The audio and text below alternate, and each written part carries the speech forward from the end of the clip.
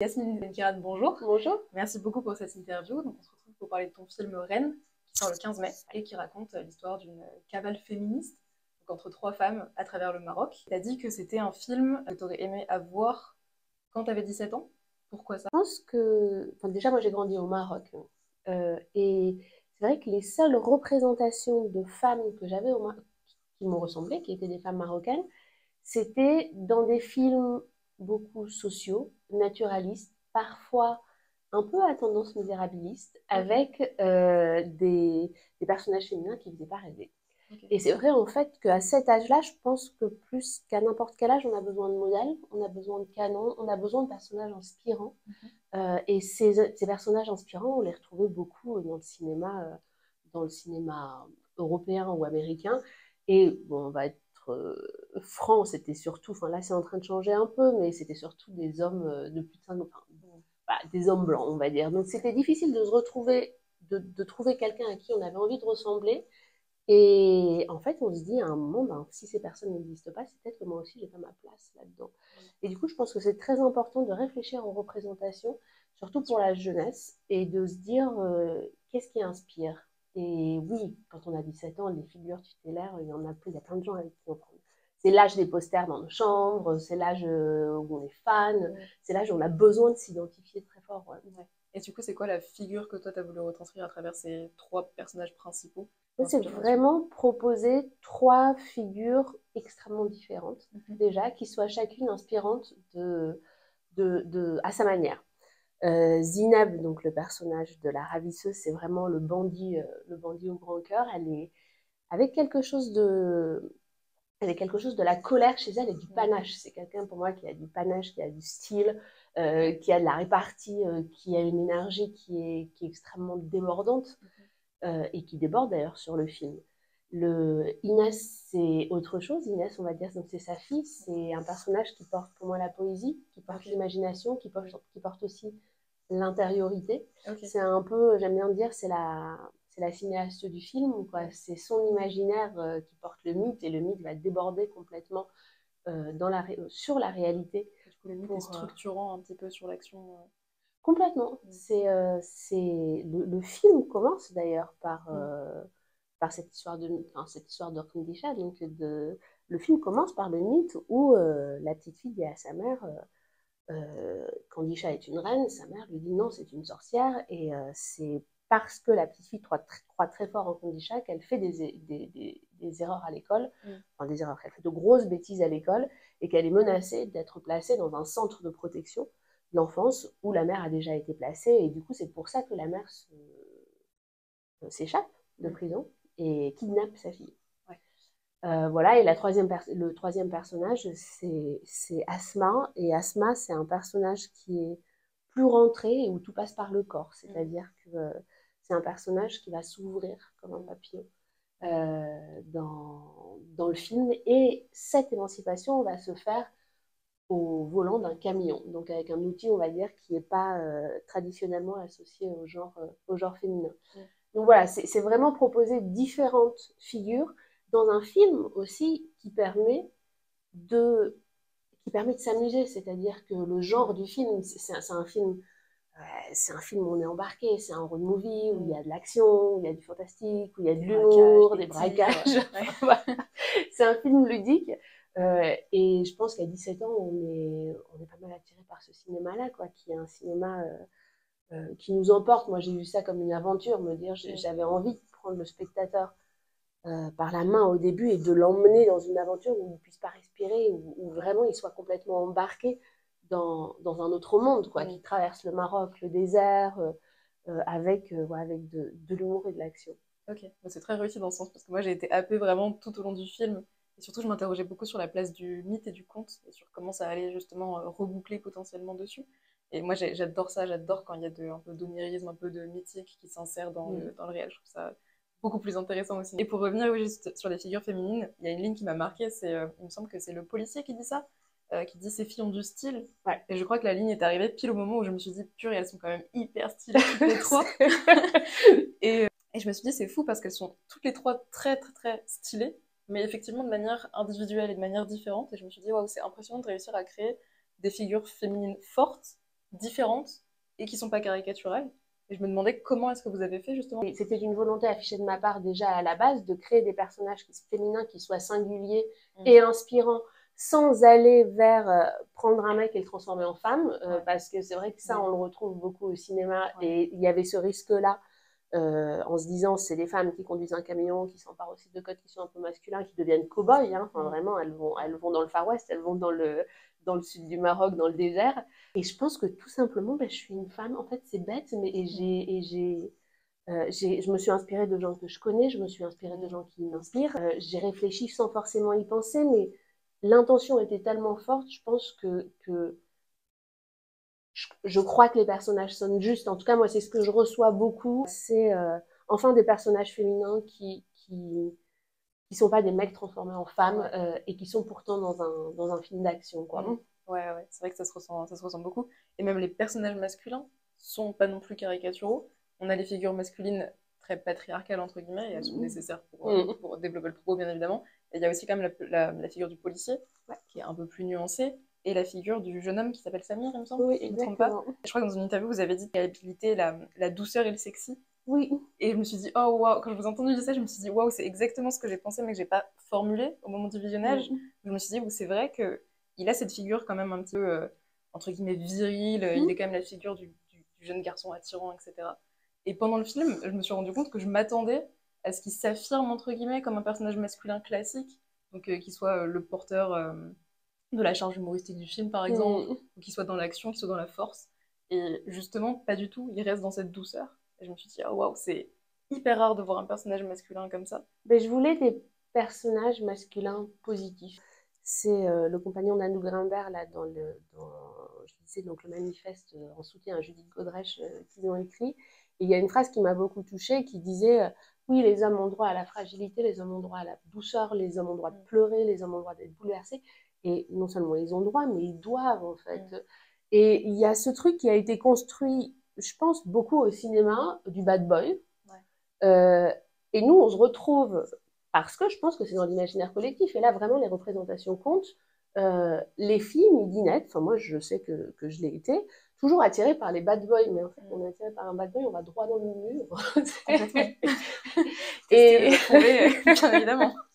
Et je me dis, c'est tellement plus intéressant d'avoir une histoire amicale, amoureuse. Enfin, les hommes sont tellement plus intéressants quand on touche à leur sensibilité.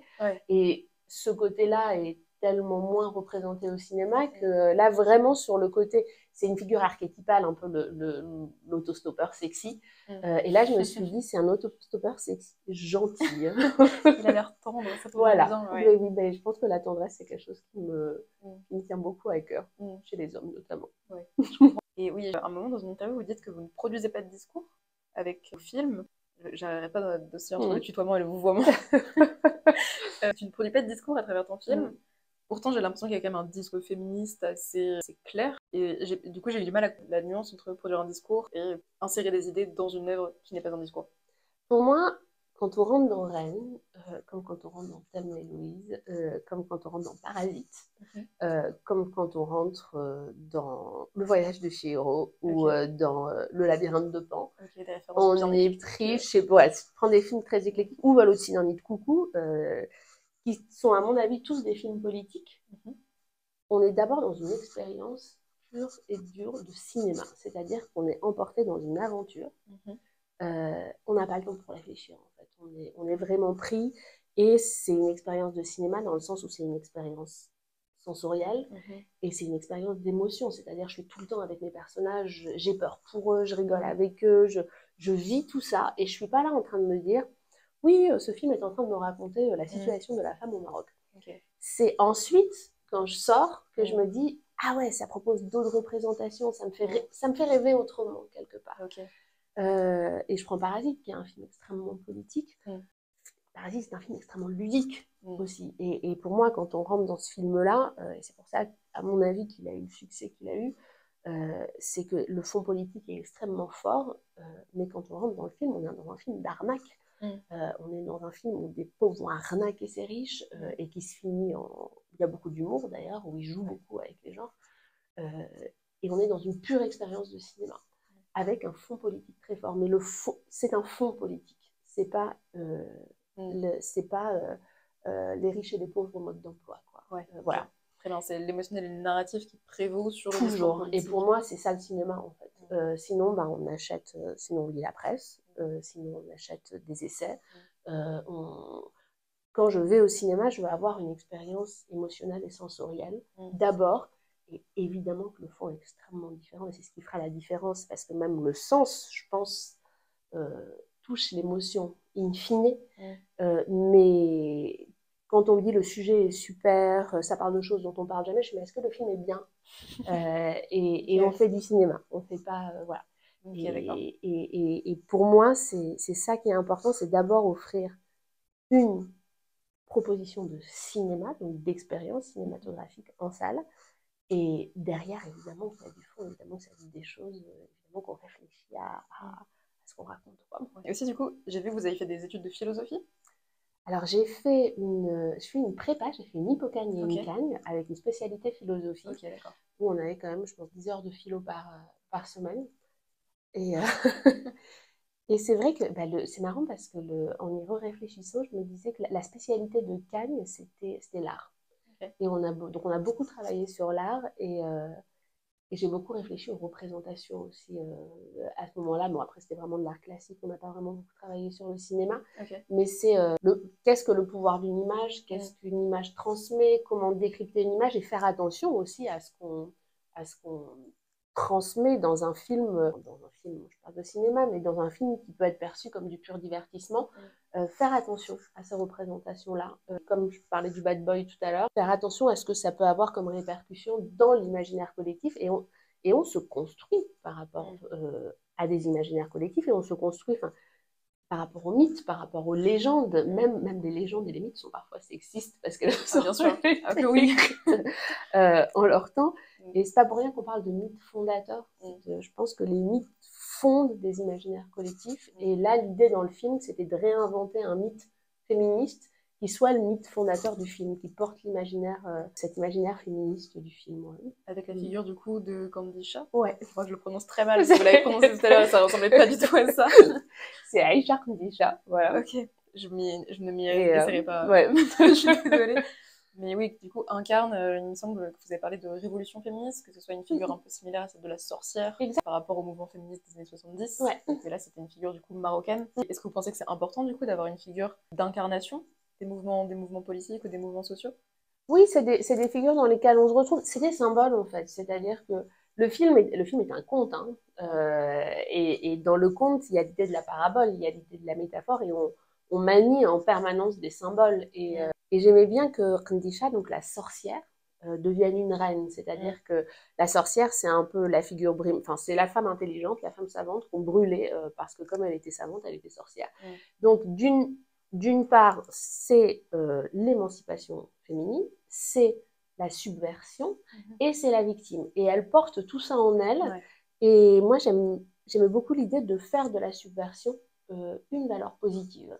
C'est un film qui parle aussi de désobéissance, d'un moment quand il y a de la désobéissance à la loi aussi, et de justice et justesse morale, même du côté des flics qui s'interrogent sur où est le juste par rapport à la loi, quel chemin on prend, est-ce qu'on prend celui de la loi, et est-ce que la loi est du côté du juste? Eh bien, pas toujours. Et du coup, c'est un film qui parle beaucoup de désobéissance. Et Khandisha est une figure pour moi de désobéissance, de révolte, mais dans le bon sens du terme. Du coup, dans le film, elle passe de la figure de sorcière en fait à la figure de reine. Le conte fait d'elle une reine. C'est très joli. Et est-ce que tu penses que la désobéissance très active, donc le geste fort, un peu comme il y en a dans le film, c'est nécessaire pour lutter pour cette condition? Je crois que désobéir, ça fait partie de l'éducation et de l'émancipation même des enfants. C'est-à-dire qu'à un moment, on désobéit à nos parents, on teste nos limites, on apprend. Et je pense qu'on se grandit en désobéissant. Il ne faut pas toujours désobéir quand le juste est là, il n'y a pas de nécessité à désobéir.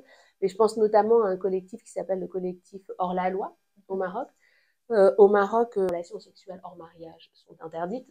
Tout le monde a des relations sexuelles hors mariage. Et à un moment, il y a un collectif qui s'est créé en disant, pour pouvoir abroger dans ce fameux article 490, en disant nous sommes toutes hors la loi. Et à un moment, c'est pas nous qui sommes hors la loi, c'est la loi qui est hors justice. Enfin voilà, Ouais. c'est réfléchir comme ça, comment se positionner par rapport à la loi. Et à un moment, sous des régimes totalitaires, oui, désobéir devient un devoir. Mm. Il y a des moments où, quand la loi dit quelque chose avec lequel on n'est pas d'accord moralement, oui, je pense même en temps de guerre, on est en temps trouble en ce moment-là, en ce moment, mais ouais, de ne pas obéir à des choses qui sont radicalement opposées au juste. Mhm. Il y a des moments où ça devient un devoir. Ouais. Et du coup, la policière dans le film, est-ce que c'est la figure un petit peu le symbole de ce doute face à la justice, face à la légitimité de la justice? Pour moi, c'est un personnage qui grandit Mhm. et qui apprend justement que le juste n'est pas toujours du côté de la loi. Mm. C'est-à-dire qu'au début du film, je pense qu'elle aurait pris les filles, elle les aurait tout de suite mises en prison. Mhm. Et à la fin, par son aventure, par l'expérience qu'elle fait donc de la poursuite de ses filles, et aussi au contact du flic. Donc le flic, c'est Nabil, qui est un espèce de vieux roublard un peu sage, qui va aller à la retraite et qui est assez drôle. C'est vraiment un des personnages positifs aussi masculins du film.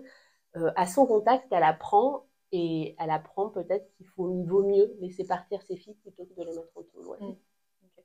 J'ai une question de mon camarade Riyad qui a adoré votre film, mais qui n'a pas pu venir Ok. malheureusement, que je n'ai pas retenu sur la BO très spécifiquement. Ah oui. Il a remarqué que apparemment la BO, c'est la même personne qui a fait la BO de Only Lovers Left Alive, Ouais. Jim Jarmusch, et il s'est Ouais. demandé mais comment c'est possible qu'un un compositeur hollandais Ouais. se retrouve ici dans ce film-là. Bon, déjà, moi, j'adore les films de vampires Ok. et j'adore le Only Lover Left Alive de Jarmusch, Ok. qui se passe en partie à Tanger. Tanger, bon, c'est une ville que je connais très bien, qui est très romantique de par son histoire. C'est une ville qui a abrité beaucoup d'auteurs de la Beat Generation. Mhm. Et dans le film, j'ai été complètement emportée par la musique qui avait un truc très onirique, très rock, Ok. et en même temps un peu oriental. Mhm.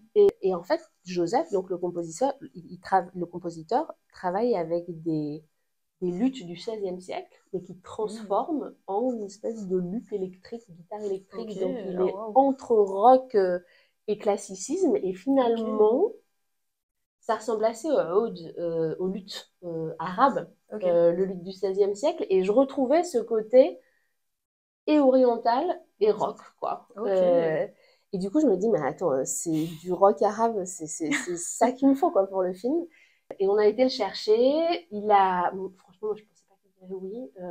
Pour être honnête, je ne pensais même pas lui proposer. Je demandais juste à mon compositeur, à mon superviseur musical, qui s'appelle Guillaume. Je lui disais, mais regarde, est-ce que tu connais pas des gens qui peuvent faire ce genre de truc? Mm. Et il me proposait des choses qui n'allaient jamais. Et à un moment, il m'a dit, bon, on va contacter ton gars là et on va voir. Et on a Toujours contacté essayé. mon gars. Il a dit oui. Trop bien. Du coup, c'était super chouette de l'avoir sur le film. Et je pense que la musique est quelque chose qui est très important pour moi. Il y en a beaucoup dans le film. Et c'est vraiment quelque chose qui est assez assumé de ma part. Enfin, moi, j'aime sortir d'un film et écouter une bande originale en boucle. Donc, j'étais très attentive à la bande originale de mon film. Et je pense qu'il donne cette tonalité très particulière, rock, lyrique, désert, qui fait un peu l'identité du film. Ouais. Ok, très bien. Alors, Riyad m'a dit qu'apparemment, on dit qu'il y a une nouvelle vague marocaine. Mm. Est-ce que tu es d'accord avec ça? Et est-ce que tu peux nous conseiller des films pour s'initier au cinéma marocain? Je peux vous conseiller. Alors déjà, oui, je suis complètement d'accord avec ça. Il y a une vague assez enthousiasmante et excitante de nouveaux cinémas marocains avec des réalisateurs et des réalisatrices qui ont des univers très forts. Et moi, c'est Ok. ce que j'aime au cinéma, c'est qu'on m'emmène dans l'univers d'un réalisateur, qu'on fasse voyager. C'est là où je dis que la poétique passe avant le sens, même si le sens est évidemment très important. Et, cette nouvelle génération a des envies de cinéma très forts. Et je pense notamment à un film, moi, que j'aime beaucoup, qui s'appelle L'émeute de Kamal Ladra, qui est une espèce de nuit infernale dans les bas-fonds de Casablanca, avec beaucoup d'humour noir aussi, qui Ok. était à Cannes l'année dernière. Euh, c'est, c'est très noir et assez drôle en même temps. Ok. Et ça raconte un Casablanca qu'on connaît peu. Euh, je pense au film Animalia de Sophia Alaoui, qui sont donc des extraterrestres qui débarquent dans l'Atlas. Ok.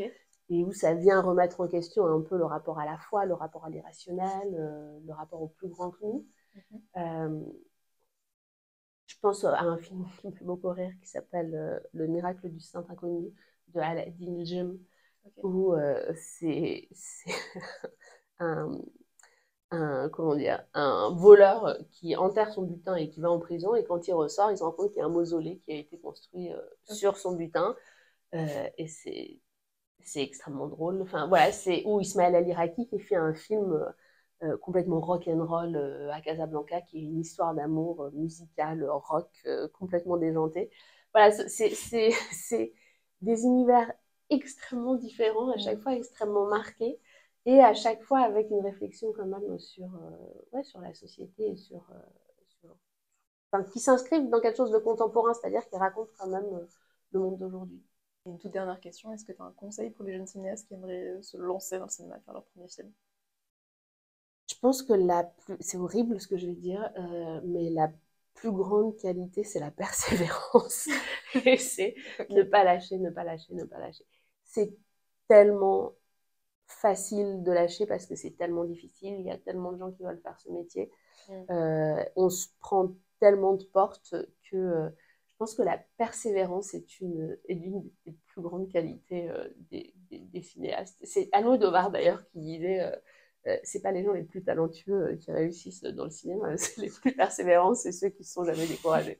Ok, très bien. Bah, merci beaucoup. Merci. Merci pour cette interview. Et du coup, Rennes sort le 15 mai. Voilà. C'est ça, très bien. Merci beaucoup. Merci.